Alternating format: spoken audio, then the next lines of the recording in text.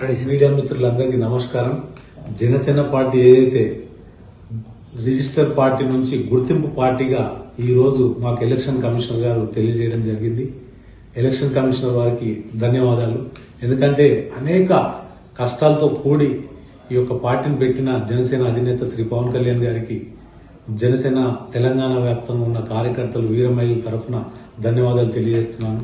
అదేవిధంగా జనసేన పార్టీకి 2014 నుంచి ఎంతో మంది కార్యకర్తలు యావత్తు తెలంగాణ ఉమ్మడి 10 జిల్లాల నుంచి అనేక సమస్యల మీద పోరాటం చేసిన ప్రతి కార్యకర్తకి పేరు పేరున ధన్యవాదాలు తెలియజేస్తున్నాను. అదేవిధంగా రాబోయే రోజుల్లో కాంగ్రెస్ ఏదైతే 6 హామీలు ఇచ్చిందో దానిపై మనం పోరాటం చేసి ఆ 6 హామీలు అమలయ్యేలాగా ఆ కాంగ్రెస్ పై మనం పోరాటం చేయాలని, అదేవిధంగా అనేక సమస్యల మీద పోరాటం చేస్తూ మళ్ళీ రాబోయే రోజుల్లో కూడా పోరాటం చేసి ఆ ఒక్క సమస్యలని ప్రభుత్వం దృష్టికి తీసుకెళ్లేలాగా మనం ప్రయత్నం చేయాలని.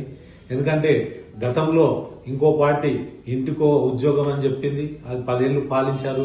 ఆ తర్వాత 6 గ్యారెంటీలు మేము అమలు చేస్తామని చెప్పుకుంటూ సంవత్సరం గడిచింది కాంగ్రెస్ ప్రభుత్వం. ఇప్పటి వరకు ఎక్కడ కూడా ఒక్క హామీ తప్ప మిగతా